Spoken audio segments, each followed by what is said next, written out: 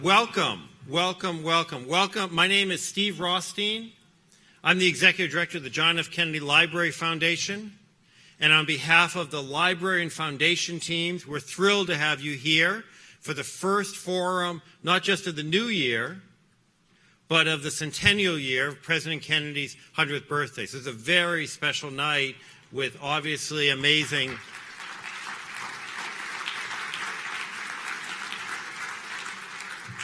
We are grateful for the special partnership tonight with WBUR and Charlie Kravitz and the team from BUR. Let's hear it for BUR. We love that.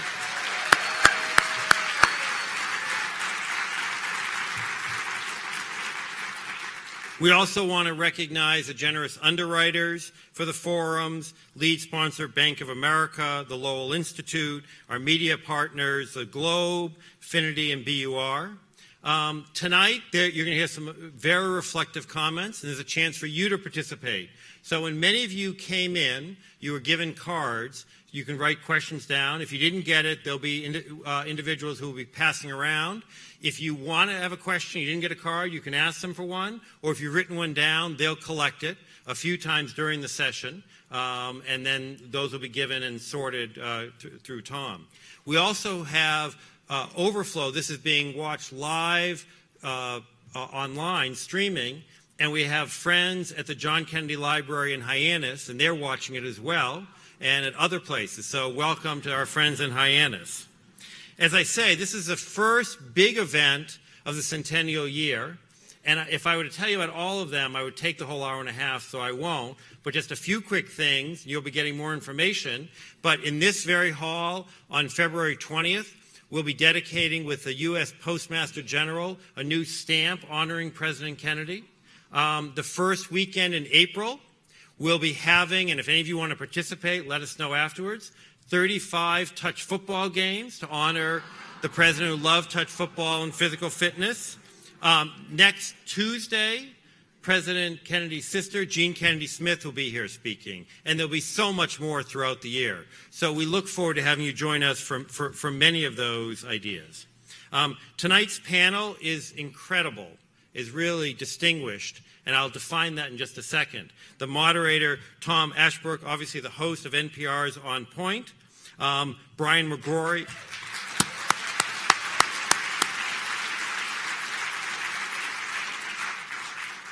Brian McGrory, the editor of the Boston Globe.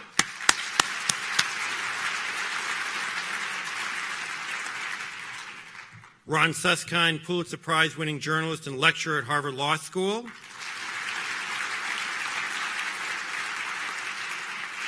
And if you haven't read his book on life animated, I really encourage you the book or the movie. It's really quite moving.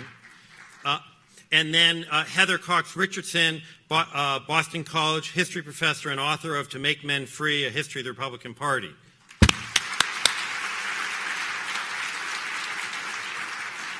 So when I say they're distinguished, between the four folks up here, they have written 15 books.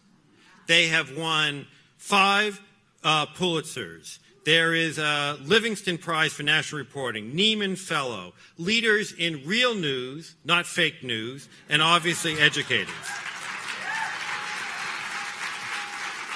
So it reminds me of the night when President Kennedy had the Nobel Prize winners at the White House, and when he said that, and thinking about these 4 individuals, I think it's the most extraordinary collection of talent, of human knowledge, that has ever gathered at the White House, with the possible exception when Thomas Jefferson dined alone. Welcome, and turn it over to Tom.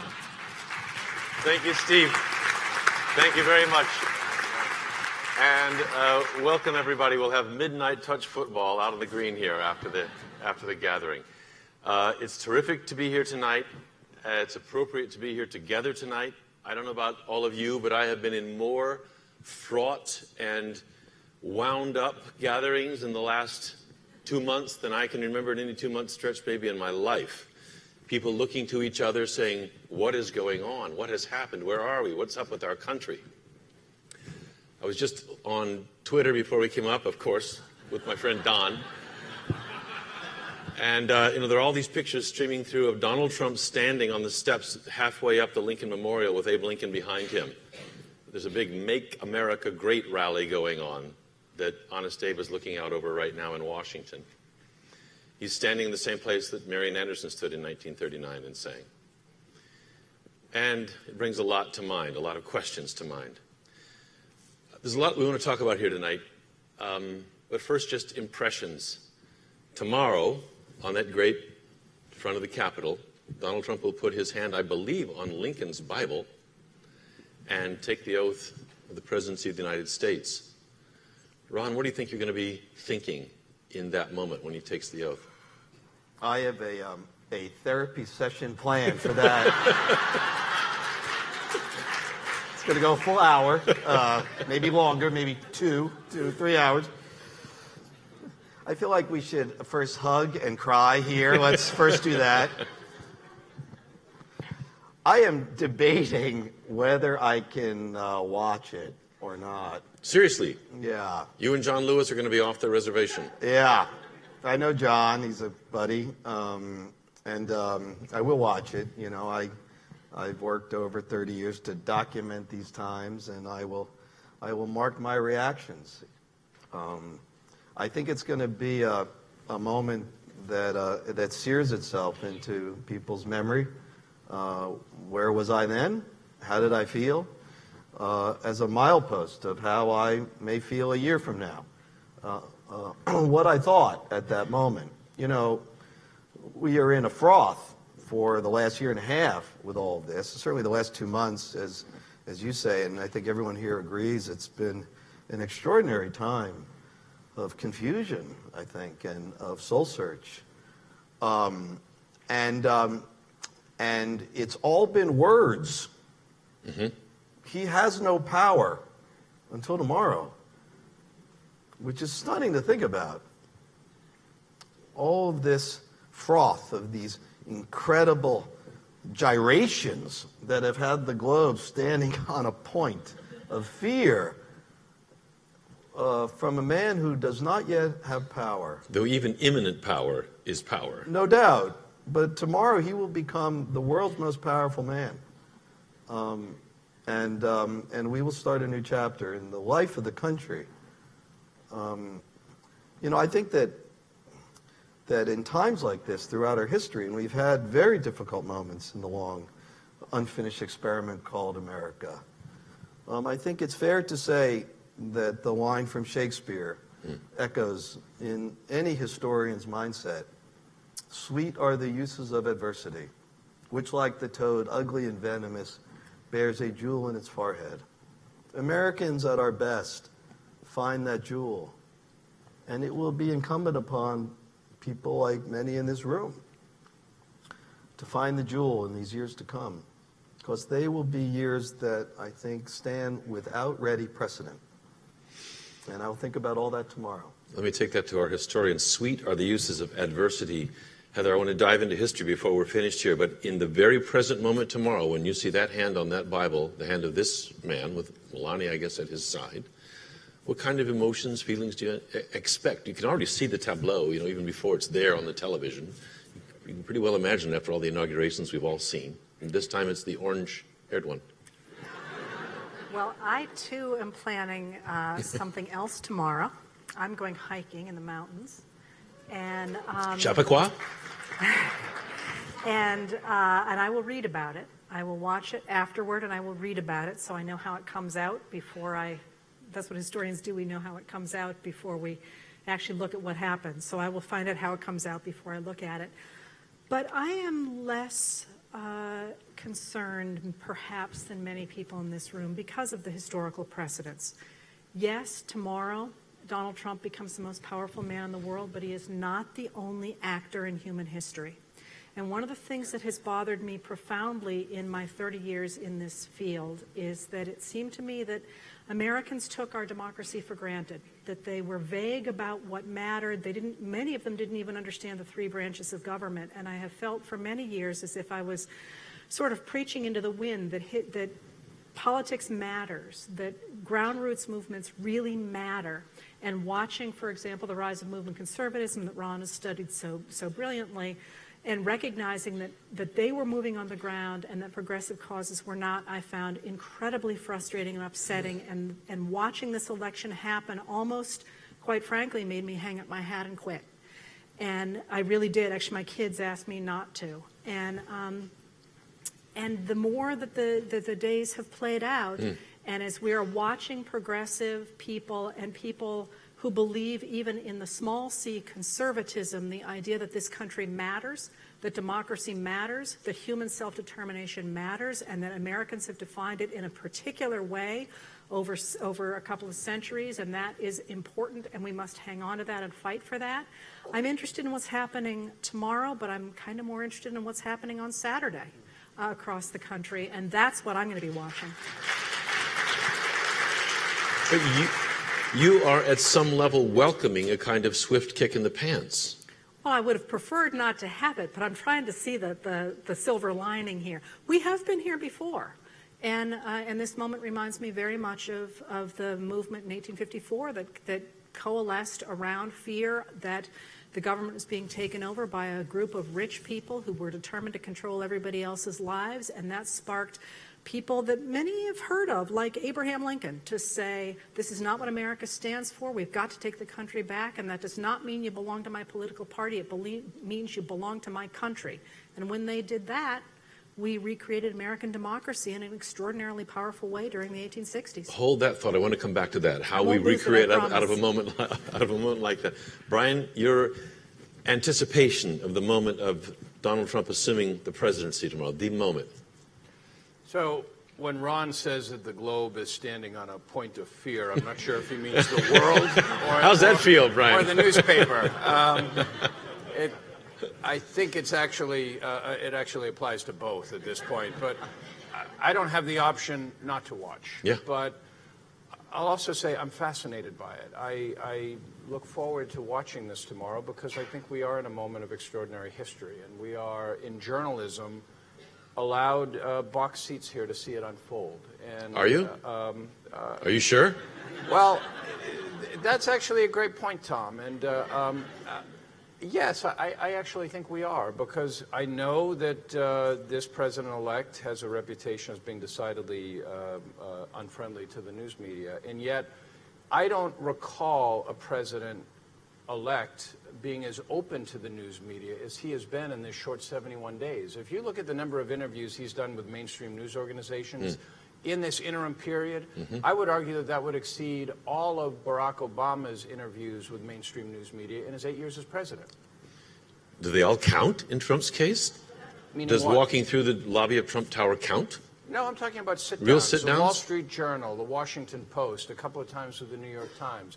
Now, I'm not saying that the fact that he's accessible to the news media argues that he's going to be a good president. What I'm saying is this is going to be fascinating to unfold, to watch unfold. The Times, the people of America, parts of America that we're having a hard time understanding, seem to want this. The Times, in many ways, invited this. The gross dysfunction of Washington over the last 20 years, the rampant inequality in America has led us not just to this moment, but to this man. I don't know what will become of it, but we're certainly going to have an extraordinary time watching it unfold. I want to come back to the press and what role it's likely to play. Ron, and I'm going to put this to each of you, but like, what in God's name is happening here? Or not God's name, but what is this moment we're at? Brian's just begun to paint that picture. But what has brought us to this pass and this man as president of the United States? You know, what Brian's alluding to is something that we've seen, like a car skidding on its way to the telephone pole over 3-4 decades now. You know, I'm old enough. I'm 57. I've been covering this sort of thing for 30 years, I think, like Brian has. And you see steps along the path. You see Roger Ailes matching up with Dick Nixon to take advantage of that great Lyndon Johnson, Dick Russell moment. You know, if we pass these civil rights bills, Lyndon will lose the South for a generation. And Johnson says, well, it's sometimes worth that when you do the right thing. And, of course, that grew the seedbed for a nativist program by Republicans to take advantage of that. There's a guy named Reed Irvine. Remember Accuracy in Media? Remember that guy in the 70s? And he started to say everyone in the press is liberal, not appropriate honest brokers. The CBS and the New York Times, you know, and it was hard to say no to that. All of a sudden you were having to protest against a bit of nonsense. To say that in what I put in the Wall Street Journal and the New York Times is liberal because of my political beliefs, like accusing a doctor of malpractice, for goodness sake. I work hard to not do that. But it was hard to wash that off you once he said it. You can see these step by step. You can see Ronald Reagan, some of the innovations there with Reagan. Innovations, no doubt. An R&D lab for some of the stuff that we see now with Trump. You know, and look, I covered, you know, the Clinton presidency, but also the George W. Bush presidency, where I wrote in the New York Times kind of a signature piece in the 2004 period about the reality-based community. That was part of that Bush period. They said, Not people bound like you, Ron, are members of what we call the reality-based community. I said, well, if I'm a member of it, what is it? He says, well, you believe solutions emerge from your judicious study of discernible reality. I'm like, yeah. I've got a history behind me, empiricism, age of reason. Oh, we know. But that's not the way the world really works now. You see, we're an empire. And when we act, we create our own reality. How did Iraq turn out? Well, not so well, precisely. But you start seeing us loosing ourselves in our public dialogues from some of the anchors, some of the foundations upon which informed consent tended to rest. And that has grown to create this entity, this Trump. In some ways, he was, Brian, inevitable.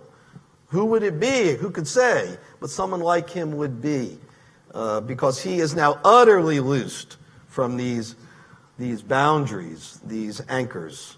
Virtually nothing the man says has been factual. But yet, have you ever seen a president is obsessed with his press coverage? The love-hate he has with the press is extraordinary. I guess those relationships are strong, love-hate relationships. But, you know, he hates us, but he can't get enough of us. And then he's playing us, often quite brilliantly, against ourselves. You know, so, you know, in a way, I don't like that line, he's the president we deserve, but he, in many ways, is the president we were right to fear. And we are going to in a way, be forced to call the question on democracy because of him in the years to come. Are we at that point? Does it feel like we're at the furthest extension of the elastic here? Heather suggests, in a way, perhaps, that we are, that this is the wake-up call. This is the kick in the pants. Well, I might have thought that with George W. Bush, but maybe not. You know, I mean, I covered all the Bush presidency, 3 books on the Bush presidency, where they were just lying right to reporters and laughing about it. They're saying, you know, it doesn't matter if we're caught in a lie. There's no accountability. There's no consequences. You know, and of course, Trump now has taken that to a next stage. Will there be someone after Trump that tries to do this and take it to a next evolution? Who can say? But clearly now, I think people are waking up to the fact that democracy, as Heather says, is a participatory sport. Use it or lose it. Either way, exactly. Heather, take us back then. Does this echo earlier times? Is this unique in its sense of at the far end of the tether?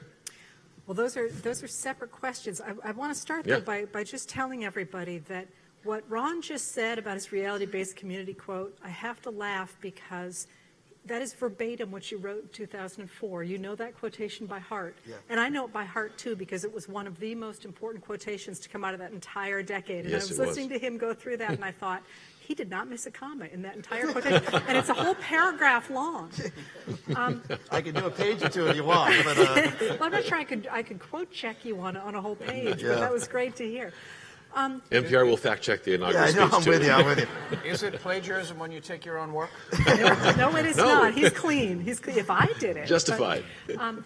But it seems to me that Trump is a fascinating moment because he stretches back much farther than George W. Bush. I would argue that, in fact, the language that Trump uses, and this is different than who Trump is. Trump is a salesman, but the language that he uses is language that really came out of the New Deal, the people who opposed the New Deal, and an opposition to the New Deal that was articulated in 1951 by William F. Buckley, Jr., who said, listen, if we actually embrace the ideas of the Enlightenment, that if we put facts in front of people and make arguments. They keep picking the New Deal.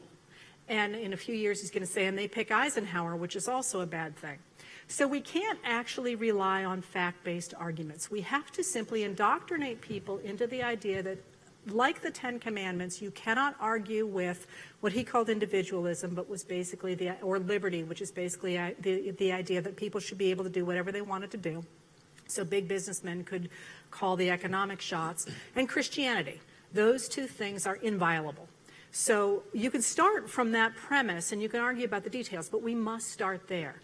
But we don't actually have to adhere to any kind of factual argument, because then we lose. What we need to do is create a narrative, and this is, what goes back to the idea of creating your own reality-based community, and the idea that you now have people standing in front of Congress in front of the Senate trying to get confirmed for positions who clearly have no idea what those positions even entail, because they don't need to know what those positions entail so long as they adhere to a correct ideology.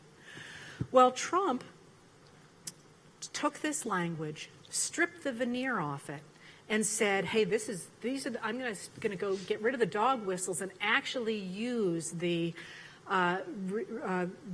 resorting to sexism and to racism and convince you that all of your tax dollars are going not to help people at the bottom of the economic spectrum, but rather people of color or women who want abortions or illegal immigrants or any of these people that we've been accustomed to thinking of as being the bad guys, really since the 1950s and the 1960s, and then, of course, into the 70s and finally into Reagan with his welfare queen and Willie Horton during the George W. Bush administration.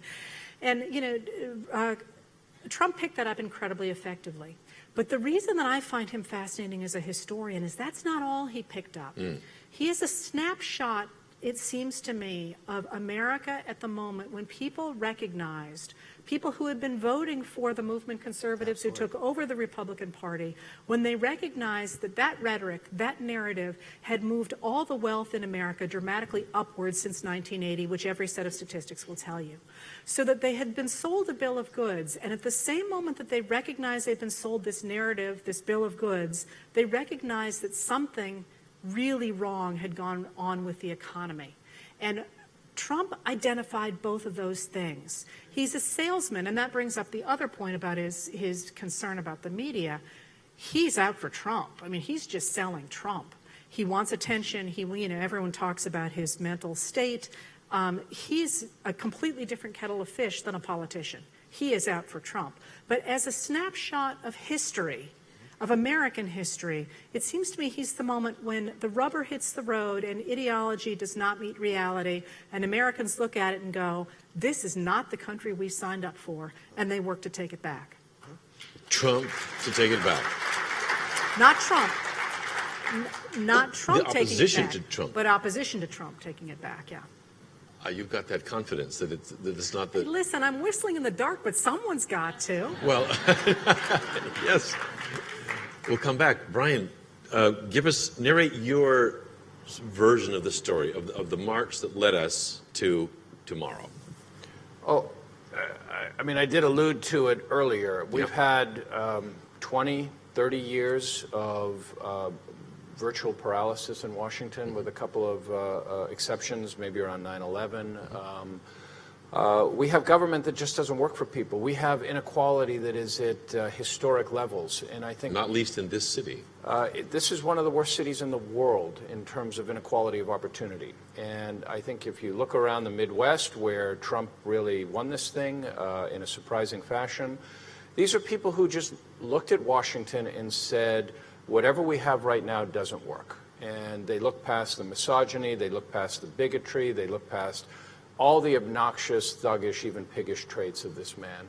And they said, we're willing to take a flyer on anything different, because what we have seen simply does not work for the decrepit towns that we're in right now in our own family lives.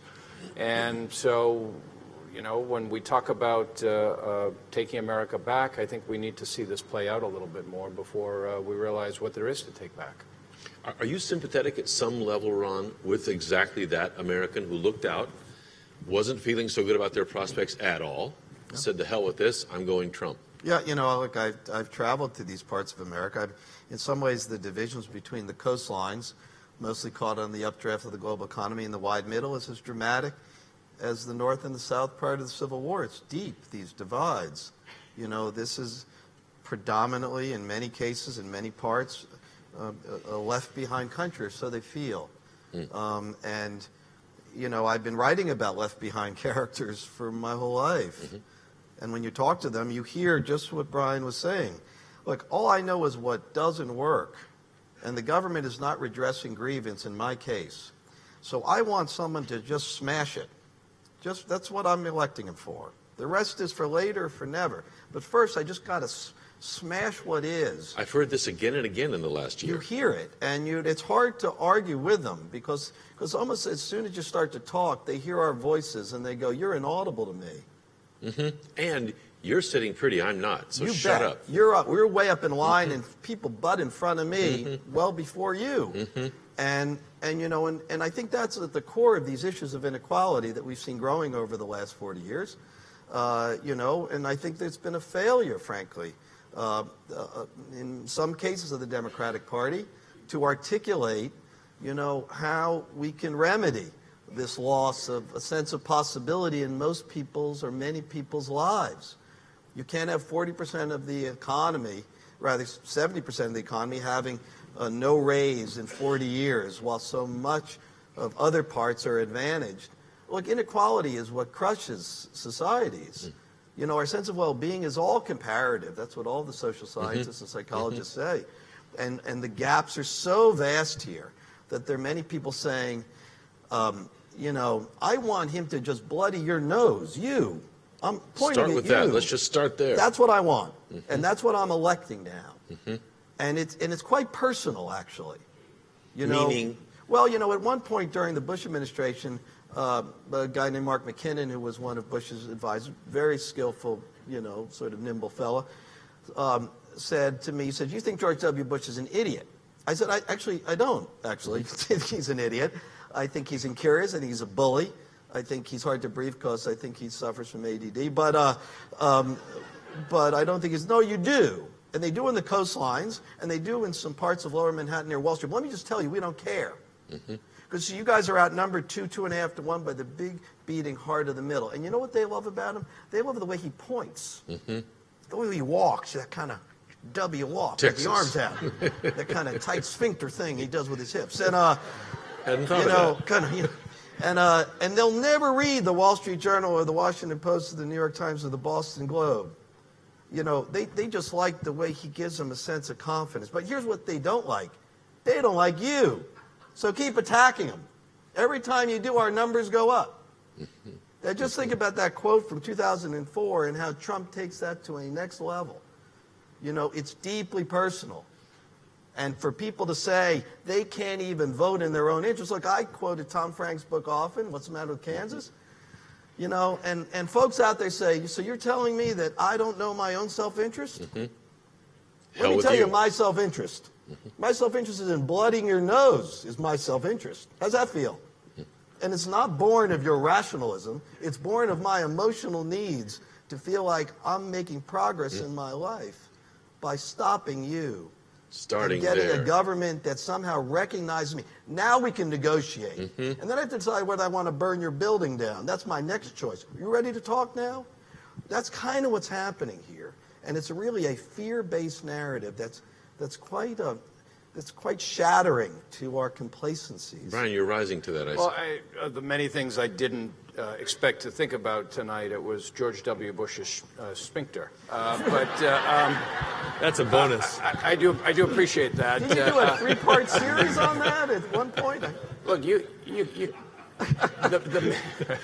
little, Take a moment. I'm a little rattled, I'll admit. Presidential sphincters and investigation During- you did in 2006. Okay. During the campaign, the mainstream media, meaning conventional media, believed that Donald Trump was a perfect foil for Hillary Clinton in this campaign. That if she showed up at debates and she acted as competent as she is, if she highlighted the experience she has, if she exuded the kind of moderate tone that she has, that everything would be fine. And that seemed to be her strategy. In the end, what I think we all realized was that Hillary Clinton was a perfect foil for Donald Trump. Yeah. That she was everything that a Self-satisfied, good part of this country simply did not want anymore. He would have had a much, much bigger problem running against a Bernie Sanders or an Elizabeth Warren. No doubt. Or Joe Biden. No doubt about it. Heather, our system puts a lot of faith in the sort of native wisdom of the people. Now, the people, not by a majority, but under our rules, have just elected Donald Trump. Do you look at that decision and say there's a kind of wisdom there?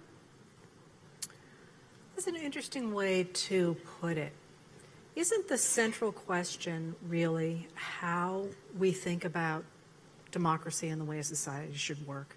That's what I'm trying to get at, I guess. That is, there is some level at which what Ron is saying is a reflection of an idea really that has always been around, that the people who should run society are the very few educated, usually white, usually men, who are going to tell the rest of us how to run our lives.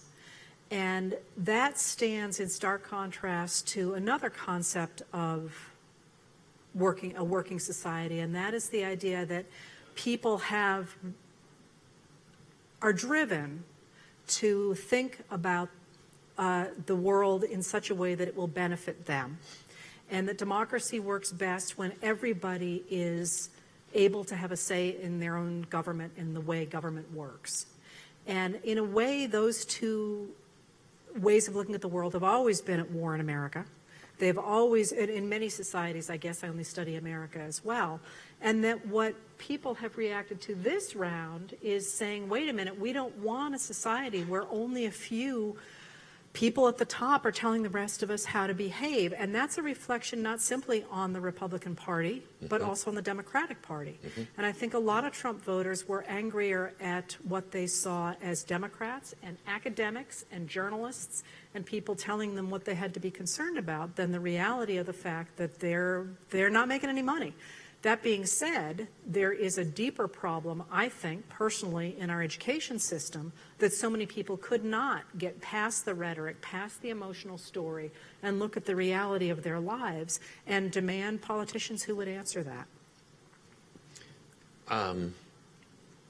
Where does that leave us in terms of your confidence going forward? I love how I always end up being the one interpreted as being the confident one. You know, Well, I did hear you suggest that we would rise to a challenge. It doesn't always go that way. We've seen other countries and other times where we come to a point like this and things keep going. I believe every other day I think that's what's going to happen. But every second day, I look at the fact that we look so much like we did in the 1850s, when a lot of people had been going on with their lives, not paying attention to the fact that the entire government was being taken over by a bunch of slave owners. And when they finally woke up to that fact, they fought back, took the country back over, gave us the Gettysburg Address, and rededicated America to the concept that all men are created equal. Worked for me. And I kind of hope that that's where we're going again. And I actually have confidence, not simply in progressive voters, but in a number of people I know who voted for Trump.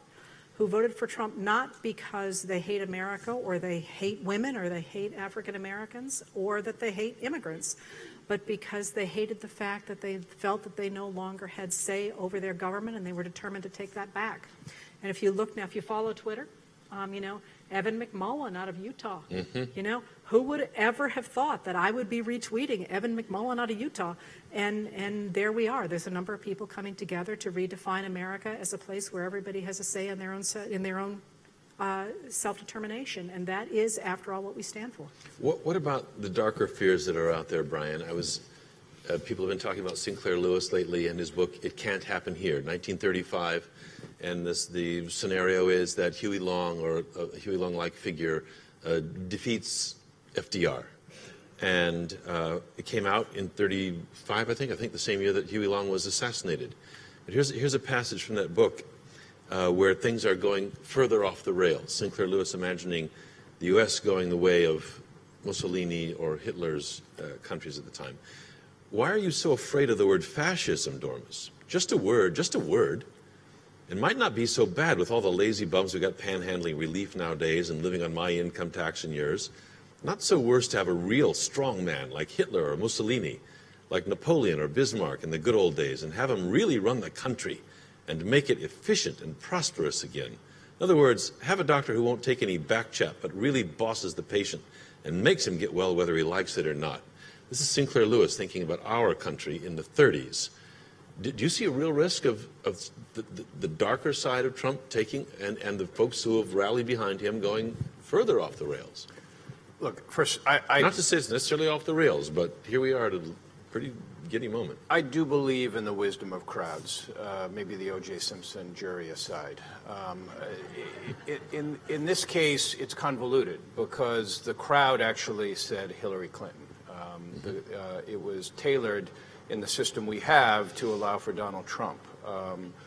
But the majesty of democracy in the United States will not allow this to go off the rails, to use your phrase. I think we could see a rebound here. I think that this could be our darkest moment. What worries me, I'm trying to express confidence here, but here's what really worries me. What worries me is a Republican Congress in a conservative Supreme Court. And all the stars are lined up for some real damage to be done here. The truth is that when Trump was first elected, when we went back to November, I actually thought, there's a scenario here in which this may not be bad. I had to console the newsroom. We could see our first post-partisan president in many decades. Mixing up the lines. We could have a Democratic, we could have as many Democrats in the cabinet as we do Republicans. We could have him telling, the Freedom Caucus on the Hill to take a hike. Republicans would be as frustrated by him as Democrats, and he could take that opportunity with a massive infrastructure program, perhaps centered on urban public schools, and really do this country some good. It's been extraordinarily disappointing ever since when we end up with a cabinet filled with white male billionaires who, someone alluded to earlier, barely seem to know the departments that they're running. In a couple of cases, wanted to get rid of the department, at least in the case of Rick Perry. So, all of that said, well, I believe in the wisdom of crowds, and I think that this democracy will survive. The stars are lined up for some really difficult moments. You believe that it won't go off the rails, that the majesty of American democracy will turn it around. Describe how that happens. Well, it's not far from how Heather described it. The public will not stand for this. It was a really interesting Atul Gawande essay in the New Yorker earlier in January about how even when this nation's massive institutions fail us, and we've seen a diminishing effect on by these institutions, the major parties, the Congress, over the last 20 years or so, we are still a good, reasonable, sensible, logical people. And the smaller institutions in our society will not allow for a dictator-like figure in Washington to control the lives that we live. I wonder, and I think back to New Year's, when Trump tweeted out the New Year's greeting, which was something like, Happy New Year's to all my enemies, who just can't get over how I win and all their losses. And I thought to myself, from the small portions of democracy, my dad was on the school board back in my hometown.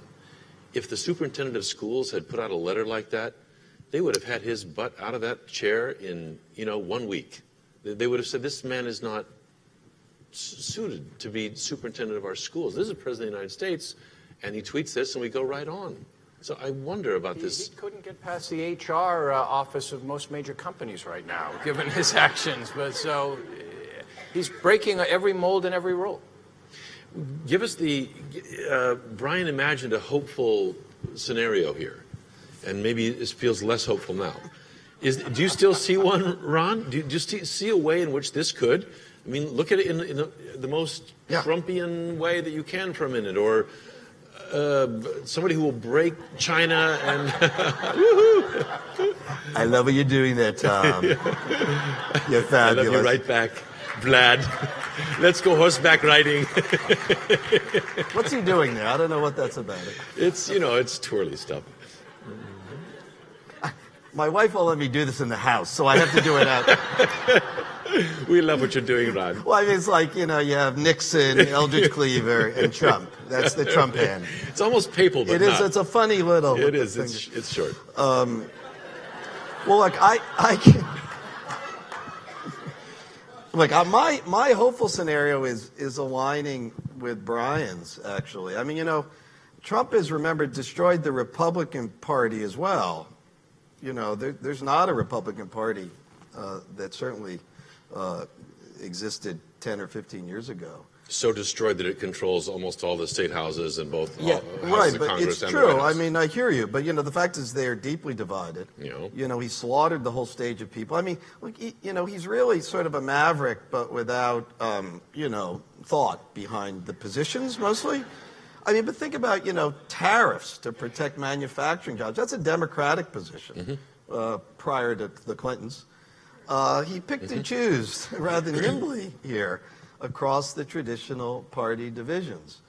That provides an avenue for opportunity. If his narcissism is so deep and profound that he starts to feel the heat of not having delivered on his bold promises, especially to that constituency in the middle. You can see him potentially hustling across the traditional divides, throwing people out of this window and that. I mean, I think he's going to run this thing a little like he ran Celebrity Apprentice, where, he does everything in public. He'll fire many of these cabinet members in very public ways. There's no doubt about that. No doubt. You're fired. You're out.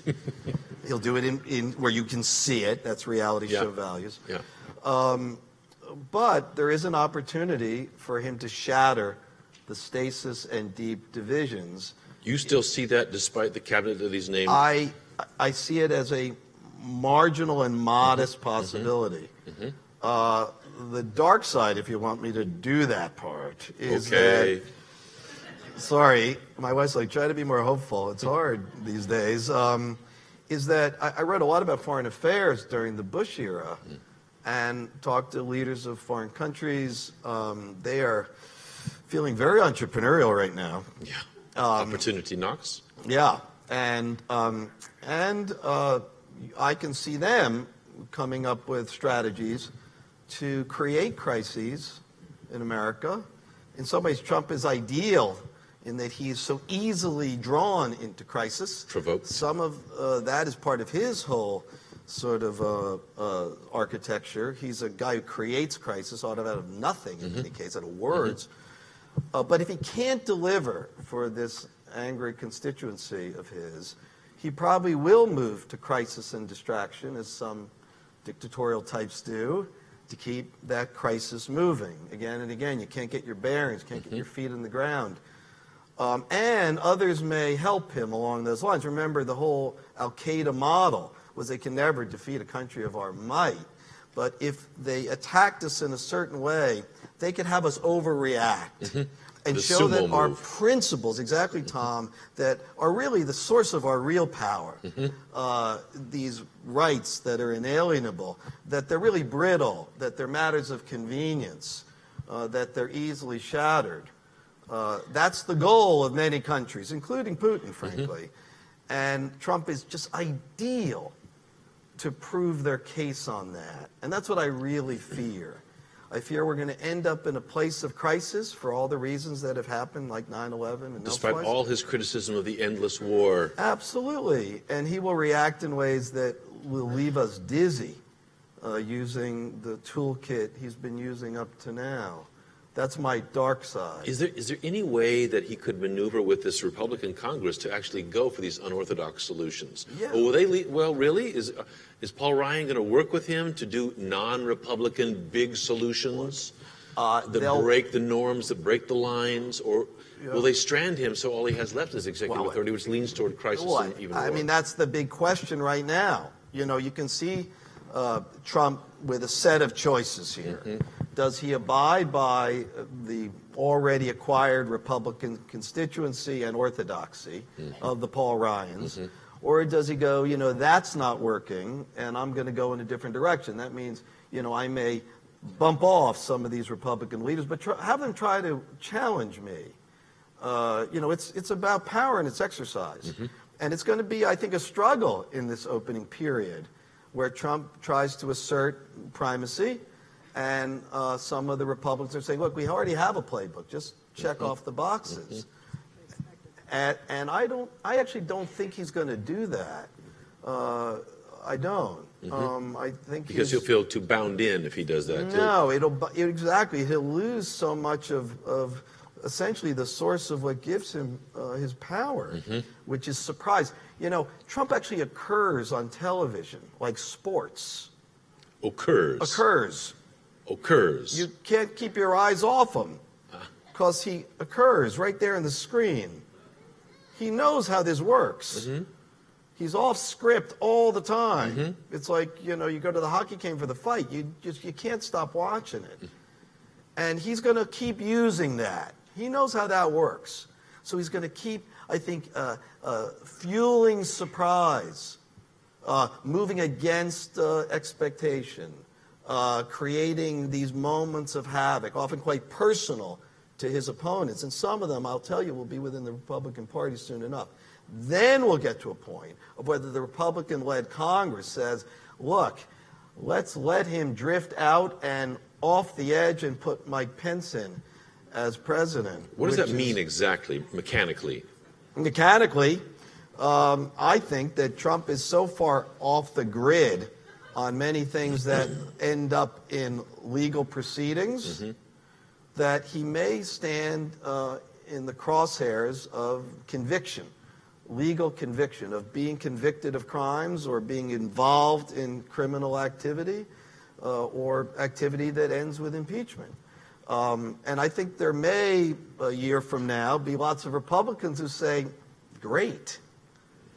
Okay, he did his turn. He created the disruption. He's got Mike right there. Now let's put our man Pence in. He's been a governor. He knows how the government works. He's our guy. And let him be the president. That's another scenario, which I think is a possible scenario for the up ahead. Heather, what are you thinking here? And if you've got historical parallels or enlightening tales, tell us stories from the past that Well, you know, I warm do. us by the fire. We have been here. We have been here before, and nobody ever remembers this. Where we are right now looks very much like, believe it or not, the Benjamin Harrison administration, which I'm sure all of you know by heart. I know. I hate to talk about him because everybody already knows so much about him. When's that movie coming out, the Benjamin Harrison story? Hey, come on, the Garfield story ended up being a big deal. That's Okay, tell us. We're all ears. So Benjamin Harrison was elected in the Electoral College. He lost by 100,000 votes, popular vote, and he decided that he had been put in place by God. And even though, in fact, there were machinations that made him president and he really should not have been president, he decided that he and his Republican majority in the House and the Senate and the Supreme Court, a Supreme Court that nobody even remembers the name of the Chief Justice of that Supreme Court. Does anybody happen to know that one? Nope, not Salmon Chase. It was Melville Fuller. It's known as the Lochner Court, which is interesting because we've erased it entirely from our memory, but they gave us an incredible slew of pro-business, anti-individual legislation. They declared an income tax unconstitutional. They went in Ray Debs saying the government could essentially hunt down an individual. They came up with all sorts of machinations. They did give us Plessy v. Ferguson. They gave us the Insular cases. They gave us all those cases that all got overturned or forgotten because they were so out there, so off the grid. But what he did and what the Republicans did under Harrison is they pushed their agenda so extraordinarily and so extraordinarily hard that they lost not only the Democrats who didn't like them, they lost not only the anarchists who didn't like them, they lost most moderate Republicans who said this is not a democracy any longer when you've got one small group putting themselves in power and creating a world in which the rich get everything. And you think about that date, that's 1888. By 1890, they've wiped African-American voting off the map, largely thanks to the Mississippi Constitution and thanks to the constitutions that are adopted all over the northern states to make sure that poor people and black people can't vote. By 1896, they have basically blood in the streets, guaranteeing that nobody but Republicans can vote. Sounds like we're going in a really bad direction. By 1901, we have Teddy Roosevelt in the presidency, and we have the beginning of the progressive era. So you look at that scenario in 1896 and you say, we are going to hell in a handbasket. We've got international uprisings. We've got people being assassinated by anarchists all over America, including William McKinley, who's going to go in 1901. And you think, there's no way we're going to come out of this. This is going to end up being essentially an oligarchy. Mm-hmm. And within a decade, we have the progressive era, one of the most progressive moments in American history. Are the elements that let that turn around then extant now? Well, the thing that I find fascinating is the extraordinary level of voter suppression and gerrymandering right now, and the idea that you're basically destroying the popular vote. We are taking the vote away and suppressing the vote all over the country, and you think, well, there's just no way to come back from that, right? Mm-hmm. Except there was. In the late 19th century, when people said, wait a minute, what happened to the concept of democracy? And again, if you look at the vote in 1888, 1892, and 1896, you think there's just no way that there's ever going to be anything other than a full, basically oligarchical government, and it turns around because most people say that's not what we want. We believe in American principles. Mm-hmm. So there is the mechanics that's was a problem in the last election, which was such a problem with the gerrymandering, especially in the swing states mm-hmm. and in the red map states. And that is a problem that looks very similar as it mm-hmm. is today. But crucially, I think the other thing that happened in the late 19th century and that is waiting to happen today and was picked up by Trump and by Bernie Sanders is the fact that politicians began to articulate a vision of America that people could get behind. They began to talk about a narrative in which individuals should be able to rise, should have a voice in their own government, in a way that they had not talked about America really since Abraham Lincoln. And the reclaiming of an American narrative of a land in which people should have self-determination and the land should actually be a land of hope for people resonated with regular folks, regular Republicans at the time, Democrats, and even anarchists who would say, I can get behind those ideas. I want to be part of that. And this is, again, a magical moment when people in the media will, I hope, and politicians will turn around and say, wait a minute, let's articulate a vision as opposed to slicing and dicing an electorate simply to get votes on a ballot. Let's articulate a vision that America can get behind to reclaim its concept of itself as an important figure in world history. And you believe the United States population today has the same software in there somewhere that would respond in this way that it did 100 years, 100 I believe plus? that human beings have that software. Well, they went for many thousands of years without pulling that off so well. And we have a lot in our DNA. I wish we had not cut back on public education the way we have. That, I think, is the elephant in the room, but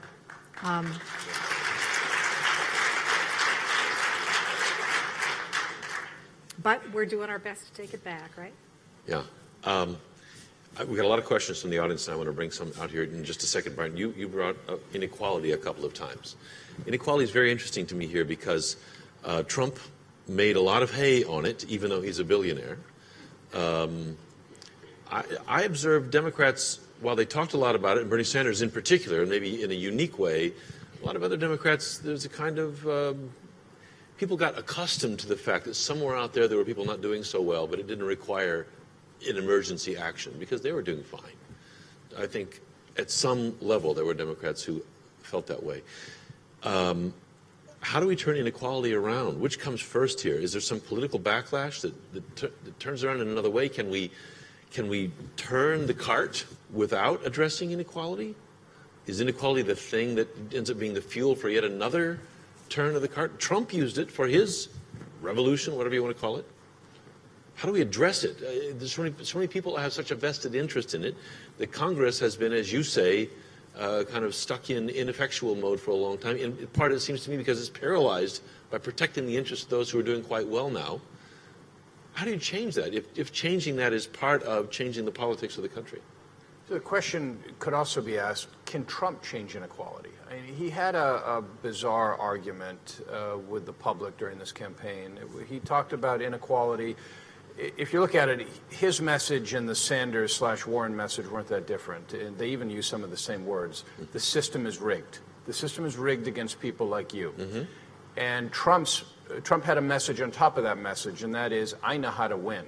So, he'd constantly be talking about, and I bet you can do a beautiful imitation, winning, winning, winning. That wasn't bad, though. That wasn't bad. Yeah, winning. You got to get the hands. And so the question is, will Trump use something like a massive infrastructure program that could put people who don't have college educations to work, could put middle America to work, and could actually be honed in on things like public schools in this country? And could that be a vehicle to try to break inequality? It doesn't look like appointing a cabinet filled with middle-aged and older white billionaires is the way to solve inequality. So there are some real reservations over whether his interest was sincere in this. But who knows? Getting to one of Ron's earlier points, the way that Trump could actually win Washington is a way that I think he's probably innately capable, and that is to simply act like an adult. He did it very briefly when the Republicans tried to gut the ethics office in the middle of the night, and he sent out a tweet saying that was ill-advised, and he spun that around immediately. If he were to act like an adult and he would bring both parties together, I think he could make a lot of headway on issues like inequality, but I don't think that it's in his mettle to be able to do that. Ron? Well, there are opportunities in his hands. I mean, in this divided era, what works as Nixon to China is to move against type. And Trump has a whole array of potential Nixon to China moves, especially on inequality. I mean, if we talked a lot about narrative. I mean, Trump is an agent of an ancient narrative of the prince who leaves the palace, walks among the people, and then returns, often to burn the palace down. But he does that. He leaves the golden coastlines where he has literally his own set of golden temples. He walks among the people, says, "I am your voice." He has agency here. And with agency comes opportunity. And one of the questions is, with him having this acute desire to please people in a way, and this is part of his dynamic, certainly people that have said, "You're our man," whether he will be advised by wise agents to say, "Look, here is a way you can break from the current set of policy options, which are pretty stale, and win laurels. And your audience, your Q ratings will skyrocket." But, I'm indeed similarly sort of dispirited by the cabinet choices. But ultimately, he will now act. It'll be his decision, and he rules and operates from the gut, a little like W, by fiat, and surprise is his friend. So there are opportunities here. May I ask you, Heather? Healthcare. I don't expect to see it, but man, if that man pulled single-payer health care out of his sleeve, Yeah. that is an absolute game changer. And the trick to Trump is, before he does anything, you've got to go with, "You're not the boss of me." He'll do whatever people don't expect him to do just to prove he can. Exactly right. So I've been watching that one. Question from the audience here on inequality. Yes, inequality is a major crisis in our country, but how does the fact that the average Trump voter earned $72,000, fact check me please somebody, but maybe I think that's last year, jive with the theory of disaffected voters bringing him to power? Is that directed to me? Yeah, Heather. So there's a bunch of things going on with Trump voters right now, and the way people are slicing and dicing what happened in this last election. We haven't at all talked about the Comey letter or Russia, of course, which we simply can't talk about this election without talking about those things. And I think maybe this is a better question to go to Brian, in the sense that it seems to me, I study ideas is really what I look at, is where the rubber meets the road, and between ideas and reality. And it seems to me that the people who voted for Trump, yes, some of them for sure were people economically at the bottom of the scale, but more of them were ones who had bought the movement conservative narrative that their tax dollars were going to lazy African Americans to women who were grasping, wanting stuff, people who wanted free stuff. And when I look at Trump voters, I look at people who, in fact, are not at the bottom of the scale. They're the ones who are not getting the Affordable Care Act. They're not getting the subsidies for the Affordable Care Act. They're paying their own health care. And so their premiums went up. And they look at the fact that they're paying taxes for somebody who's making less money than they are, and they're barely making it on their own. So I actually think that 70,000 thing is not that much of a surprise if you look at those people, and if you also look at sort of middle America who resents that their tax dollars, it seems to them, are going to people of color or to people that they think are getting something for nothing. That's the narrative that they have been sold really since the 1950s, certainly since the 1980s, and it harks way back to Reconstruction. So that really doesn't surprise me that much at all. Can we talk about how Trump is kept honest for a minute? And that brings us, I guess, to the media in no small part. We were upstairs earlier, and they've got the mural up there that was in the what used to be FDR's swimming pool, and then was JFK's swimming pool, and his dad had the big mural of St. Croix painted there so he could feel comfortably at home in his Kennedy style. And that's what the press room is now in the White House. And we're hearing that Trump may close it down, shut it down, move it out, be rid of all that. I want to look forward, but let's look back for a second, because a member of the audience says, with all the pundits, talking heads, et cetera, and the media, why did no one see how divided this country is? And looking at the Trump victory, this fellow ponderer tonight says, I blame the media. Did you elect Donald Trump? Did we? Did the media fail? I mean, we hear a lot of this. You didn't do your job. You didn't vet the man. And now, look, he's president. So let me push back on that a little bit. We ran a series in the Globe. When I say you, I mean we. Yeah. I know you're right behind me, Tom. We ran a series in the Globe in 2015 that was actually called Divided Nation. We spread reporters out across America, and we looked at the many, many divisions that exist in this country. Like I said, 10 parts, a guy named Michael Kranish, incredibly terrific reporter. We put Trump through a traditional filter at the Globe. We looked at his bankruptcies in Atlantic City. Matt Visor, our White House reporter, also terrific, had him, he's wonderful, had him fondling women at a beauty pageant before that tape ever came out with Billy Bush. We looked at his record at the Wharton School. We treated him early on like a real candidate. We did not want to get caught up in the outrage of the day, the ridiculous Trump statement that I largely think was intentional by him to take attention away from his own background.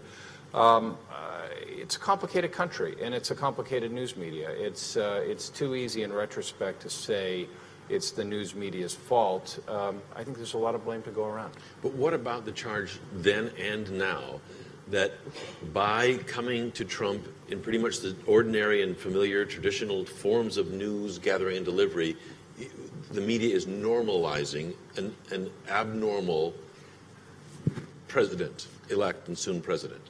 I do not think that, first of all, I don't think we're normalizing his behaviors, but he was a candidate for the United States presidency, and he was attracting votes. That makes him a legitimate candidate, and we have to cover him with some traditional filters in some conventional ways. We don't have a choice. If he's attracting support from the public, then we have to take that seriously. Key for us is, and the word normalization has been used quite frequently since Election Day, no, we cannot just start to assimilate the bigotry, the misogyny, kind of the antipathy to facts. We cannot accept that. We need to call them out. I think largely we're doing a reasonably good job at that. What happens going forward if, let's say, the press is tossed out of the White House? I don't know what kind of access there's going to be. You point out there's been a fair amount, but it's been unorthodox access in which it's difficult to ascertain real facts or solid positions. And Trump is obviously end runs. I mean, he uses social media, whether he uses it or not. It's out there every which way. The power of the press to be the gatekeeper or the truth teller seems much diminished with this welter of assertions flying everywhere, not necessarily facts. What's the role of the press in the Trump era? I'm not sure. Look, it would be an awful message if he were to shut down the press office in the West Wing. It would be a terrible message. In reality, what that office really gets us isn't a whole ton. Ron, you probably worked out of there. I worked out of there during the Clinton administration. It gets you access to the press secretary's office and his two deputies, the lower press office. But the message would be horrendous. The truth is, many people believe that what Donald Trump really wanted to be, well, actually, many people believe he just wanted to open up his own conservative television network when he lost this campaign.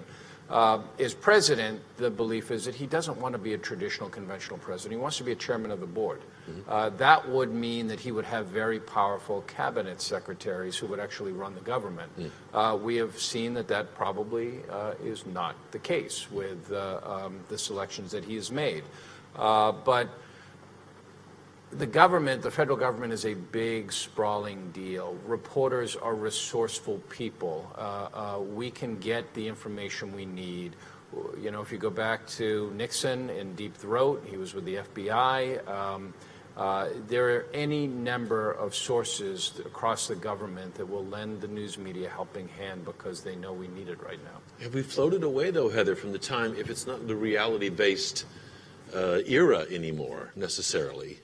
Have we floated away from a time when the press can roll out facts that don't jive with what the president's saying and then use that as a kind of lever to change the president's direction or to upbraid or call out the president? Does he have a following that no longer cares and they can turn to a million other social media streams and find other views, other perspectives, other facts? Well, yes, that's always a problem nowadays, for sure. But there's always, a group of about 30% of the American population that's going to follow somebody, anybody, one way or another, right? There's always that group that can't be moved ever. What matters is the other 70. And one of the things that I found fascinating about the media this time around is that the media has always had a problem, really, since the turn of the 20th century, when it decided it was going to be impartial. Because they report the news. That's what they're supposed to do, right? But there's no mechanisms for dealing with somebody who is lying to your face. And we found that with Joe McCarthy and never really came up until this media cycle with a way to say, this person is lying, which is new, and you could watch it happen if you studied the way people talked about stuff. So that's one way the media has changed. The other thing that I think is absolutely fascinating, though, is that this moment requires a new set of voices. And I've watched with fascination the rise of Teen Vogue, for example, the rise of women's blogs, the rise of the voices of people of color who previously really couldn't get a foothold in the traditional media for a number of institutional reasons, who are suddenly now movers and shakers, but whose followings are individual and whose followings are on the internet. And one of the things that I think is fascinating for you guys is how older publications manage to incorporate those new voices and retain their old constituencies that are paying the bills.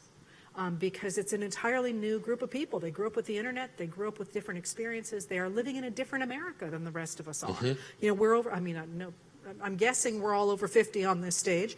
If you're under 30, you're living in a different America than we are. And they're the ones whose voices are the ones to be following, especially if you've been following the Teen Vogue thing. Women got Donald Trump way before men did, because we have all been in a room with Donald Trump. And you could see it. And you know, the lights from my eyes, so I can't see. I bet every woman in this place is nodding.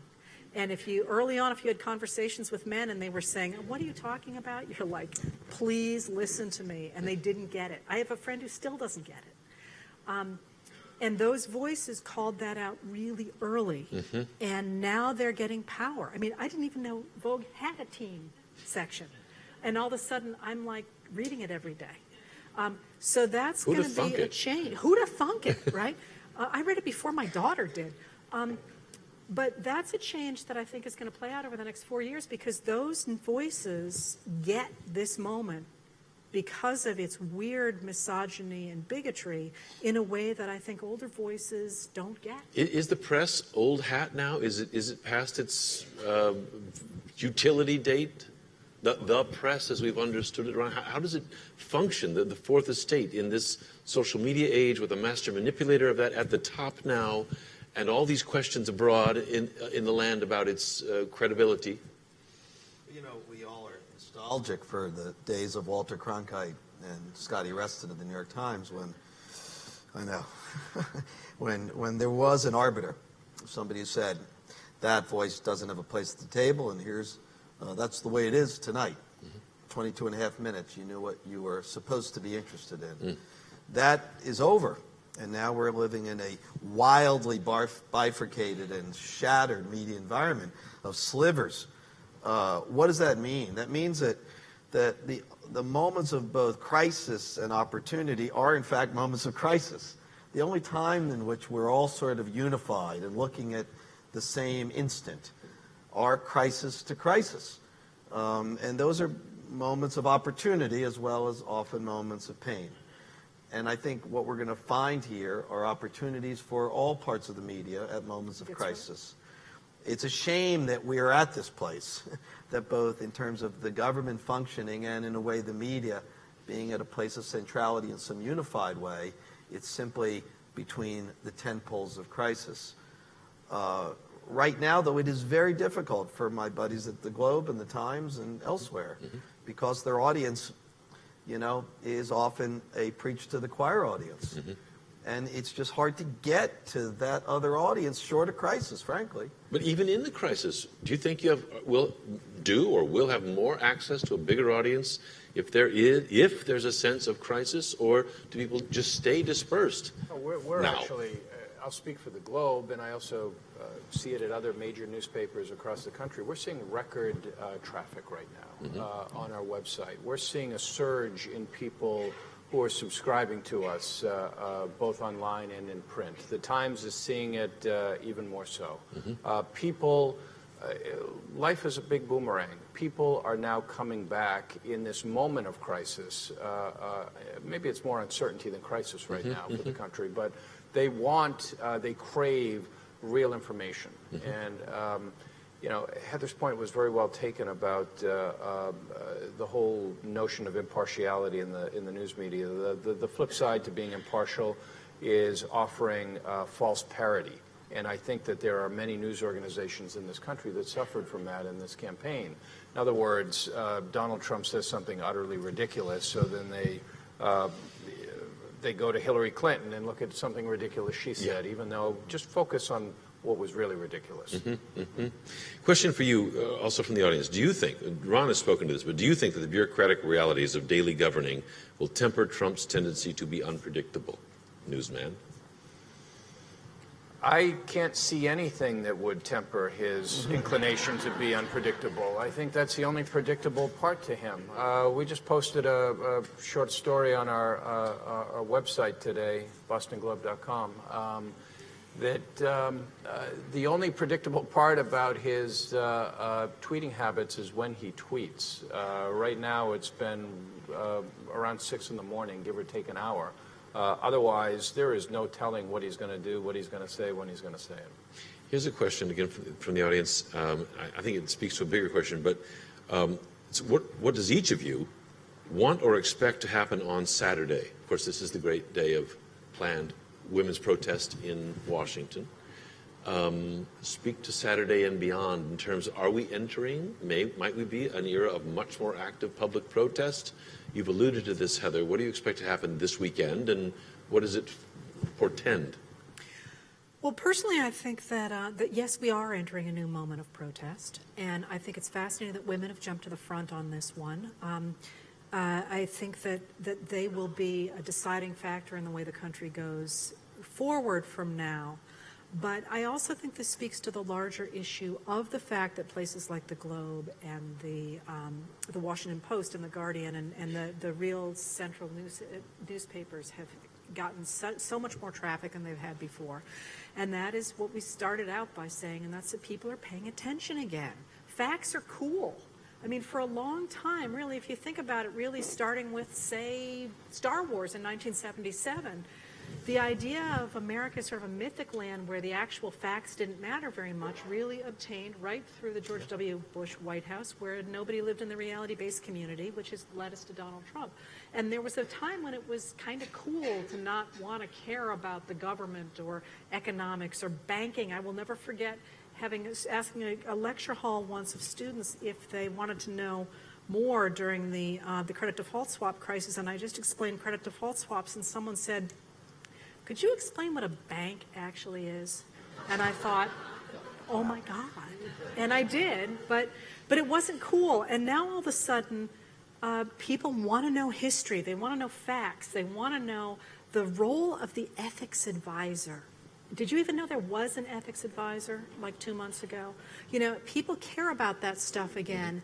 And once they start caring, and once they start understanding how it works, they start calling their congressmen and their congresswomen, and they start complaining, and they start marching, and they start, I hope, participating in the political process. And once regular people start participating in the political process again, as they did in the 1850s, as they did in the 1890s, as they did in the 1930s, the American government swings back from a pole of extremes where the wealthy seem to control everything, to a democracy that serves people at the bottom much more effectively than it does at other times. And we are ripe for that pendulum to swing back to the opposite pole. If I had to guess based on history, not on my feelings at the very moment, but on history, where we are going, I would say in the next 10 years, we will be in the most profound period of progressive government in American history.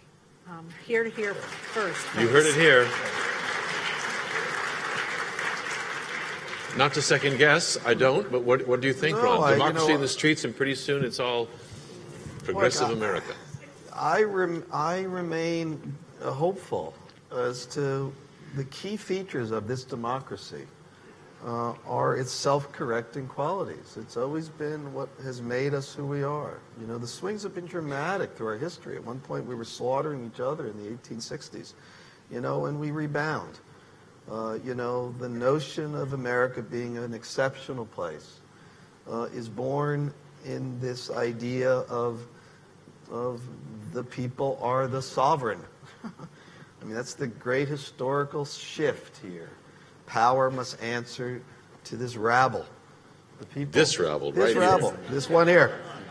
And I am thoroughly confident that in time, it could be sooner or later, but in time, the response will be dramatic. And a calling of the question on so many things that have been sort of a slow sort of progression over many years.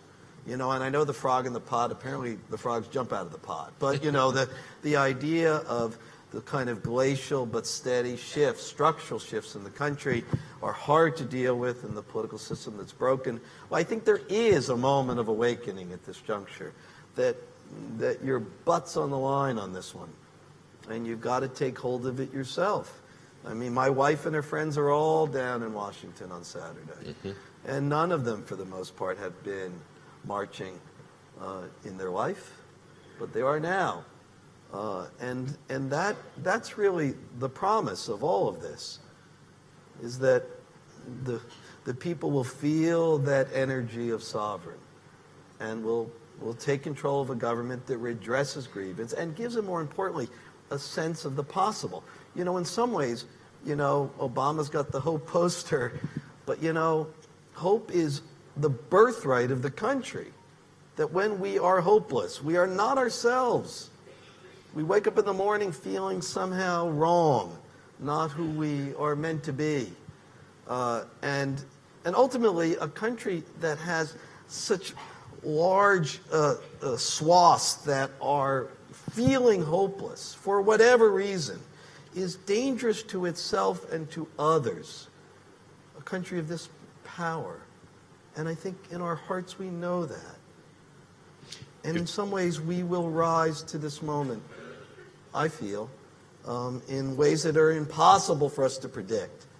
You're taking us to the mountaintop, but I well, got to ask a couple more practical questions here, and I'm feeling it. Amen, No. amen, brother. I'm feeling it. I'm there. Okay, we should hug then. Yeah, okay.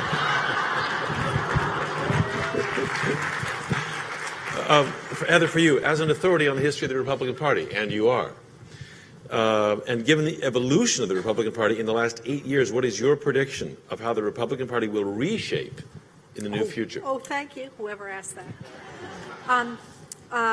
Yeah, the Republican Party is a fascinating party because of when it rose during the American Civil War, right immediately before the American Civil War, in a moment that looked much like today. And because of what it had to do when it had to fight that Civil War, it identified itself with America's DNA in a way that the Democrats did at a very different moment. So they do things very differently than the Republicans do. If I had to predict, which fortunately you've asked me to do, I have argued for a long time that what happened after the New Deal is that a cabal, I've actually called them a cabal in print, called movement conservatives, who believed in that world, the anti-Enlightenment world, if you will, that I outlined before, took over the Republican Party. And they purged it of those that Newt Gingrich called rhinos Republicans in name only, but in fact they were the real Republicans. The Eisenhower Republicans, the Nelson Rockefeller Republicans, the people that we know now as moderate Republicans were in fact the Abraham Lincoln Republicans, the Teddy Roosevelt Republicans, the Eisenhower Republicans. And when we have those people in power, the country always does extraordinarily well. So if I had to predict, and I've been watching this really closely, seeing who's out there, who's coming up, and I tell all of my students interested in politics, by the way, to go into the Republican Party if they don't otherwise have an interest, simply because I think that they're the ones who are going to rebuild along the most historical lines right now, and that is the most intellectually interesting to me, regardless of my own personal beliefs. That what we're going to see is somebody up and coming who is going to look extraordinarily like Eisenhower or like Teddy Roosevelt. And I'm not seeing that person yet, but I could practically write the speech. Well, I couldn't practically. I could write the speeches right now. What would they for that say? Person. What would they say? What's the message? How's it different Oh, from? it's a no-brainer. They all use the same message, and in fact, Obama used it frequently as well. I always say he was the fourth great Republican president. What they say is that the country works best when people at the bottom have education and equality of opportunity, and it is the government's job to distribute education and equality of opportunity, equal access to resources across the bottom of society so that people produce more than they consume, and it rises to a middle class who produce more than they consume, and it rises to the top for people who then have factories and employ people at the bottom. And what makes that different than the way the Democrats look at the world is the fact it's a world in which there's a social web. It's not us versus them, and the pie is not limited. The pie expands exponentially so long as everybody has equality of opportunity, and we are all connected to each other in this social web, a circle, if you will, that looks very different than the Democrats' version of the world that tends to look at things as a closed pie of us versus them. We need both of those ideas in American society. They work together. Sometimes we desperately need the us versus them, and sometimes we desperately need the social web vision. But it is time for somebody to articulate that vision of a social web Is again. that still in the GOP DNA? Are you confident? That sounds I unlike think it is what... in the American DNA. And I don't believe that the Republican Party is going to disappear solely because of the mechanics of the fact it still exists. But as we know, both political parties have on occasion flipped positions on things like, for example, African American rights, women's rights. So I don't believe that you have to say this is the Republican, can the party nowadays change that? Is Paul Ryan ever going to believe this? Not happening. Not even if hell freezes over. But there are an awful lot of Americans, I suspect a lot of Americans right here in this room, who if they found a politician who articulated that vision, would vote for that politician, and that label is going to have the word Republican on it. Wow, amazing. Because of our history. You see a torchbearer out there somewhere? Can you name a person? Yes. There are a couple of people who are saying the right things. One of them is Charlie Baker here in Massachusetts. But there is, I always forget his name, in Maryland. I don't think he's going to be a goer. There's a guy out in Colorado. There are a few, but I actually think it's going to be somebody, somebody younger. Great. And they're not, Please. they're not there. But like I say, as a historian, you almost can write the characters. And this is a character whose moment is just waiting. So if anybody's interested, I'll write your speeches. Are you listening, Charlie Baker? Brian, bring it. I don't want to get into geographic or regional determinism, but in this time, you're the editor of the Boston Globe. How do you see the role of Boston, of New England, of this part of the country, with its politics, with its instincts, in the Trump era, where we are way on the outs of what just happened down there, where we have a 100% Democratic delegation to Congress in a time when Republicans rule, where we have a different way of thinking about some of these problems, certainly than Trump and many of the Republican leaders right now. What's the role of this region? I think we represent in many ways the best possible opposition to what's going on in the Trump, what will happen in the Trump administration. And we're already seeing it play out with our senior senator, who is proven very adept at going toe-to-toe with the incoming president. Look, so much of what this area represents, which is progressive values, the belief in science, the belief in community in our own healthcare system up here, is anathema to what this president may well try to bring to office. So I think we will be the best opposition that he has. What's, from each of you, here's an audience of people who signed up in 5 minutes to fill this, because tomorrow something big is going to happen, and people are filled with apprehension, questions. What's your call to citizens, not whoever is in this hall tonight, how to engage with this time, how to engage with the next, I don't know what it's going to be, 18 months, 4 years, 8 years? Heather? Well, I would say, first of all, care. Participate in care and stuff you believe in. But as frightening as this moment is for many of us, whose rights are really on the line, it is at the same time, as you say, a time both of tremendous fear but also of tremendous opportunity. And I look at it and, often I wake up in the morning and I think, why? Why couldn't I have had a simple life? And then I think, we get to live through one of the great crises in human history, which is really what we're living through. But it's in our hands. And this is the moment when the rubber kind of meets the road and you have to say what you believe in and what you stand for. And frankly, I would prefer not to have had to do that. But given the fact that I don't seem to have a choice, it seems like embracing it is not a bad thing to do, because what we do is going to matter an awful lot more in a lot of ways than what our parents did and what our children do. And that's not a bad position to be in. My God, you're awesome. Ron, your clarion call, Ron. Well, I would say take the long view, like Heather does. History's arc. It's long, but it does bend towards justice. Maybe not in a way you can see clearly day to day, but it does. All of human history is the same story of the outcast, the outlier, finding a place at the shared table. That's been going on in America for some decades, despite a government that doesn't function. More and more the borders globally don't matter. We're in a very different planet, where information is held in a PDA, 1,000 libraries of Alexandria. It's lifting the planet. People are powerfully self-activated in ways they've never been before, even in the hollows of the world, in the deep valleys. All of that's going on. It's not going to stop. Day to day, try to get out of the swings of fear and hate and anger and, oh, my God, because they pass. My friends in Washington say there's no scandal that lasts more than 48 hours these days. I think it's more like 24 hours. They come and they go. There'll be scandal fatigue that's already probably setting in. And I think the key is to keep your eye on that long arc, because it is actually bending in the right direction, despite all of the nonsense that is dominating our daily breath and life. And that's the way that I think you survive during this time. And also, it's a moment where your grandkids will say, if you have any, what did you do during that time? That's a moment of opportunity. You want to have stories to tell them. And I think that's incumbent upon each of us. You know, I mean, this is a tough time for me. I've got a son who is disabled, who's autistic.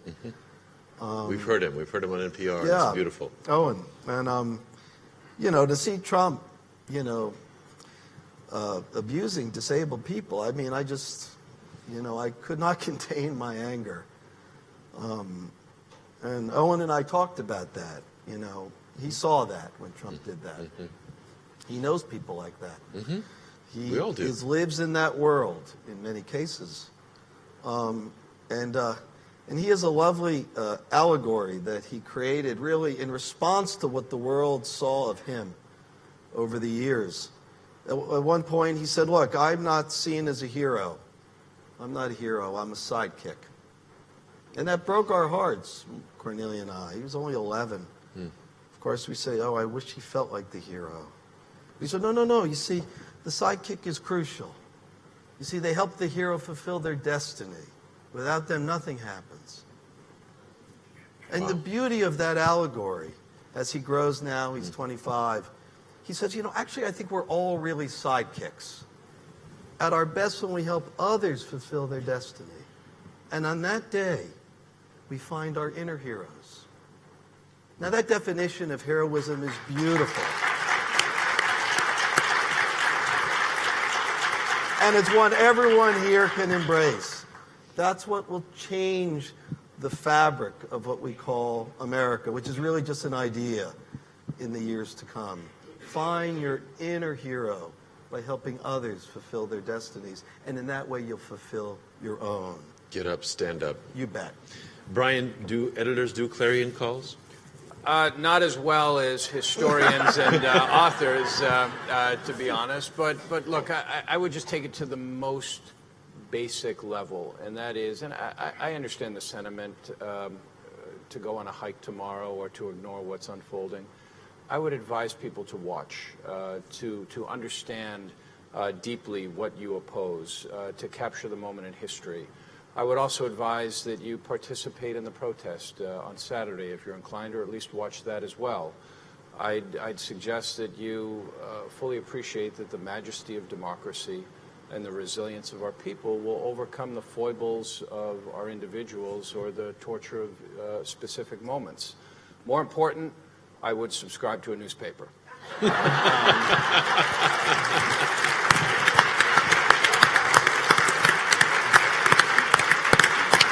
Amen. Amen. I'm not going to try and top this. I simply want to thank everyone for gathering. Just this gathering is a kind of civic action. And I hope there are many, many more to come. I want to thank the Kennedy Library for this evening. It's wonderful. It just feels good to be here with all of you, and certainly with you. I am heartened by this night, and let us be strong and make it right. Thank you. Thank you and good night. Thank you very much. Thank you.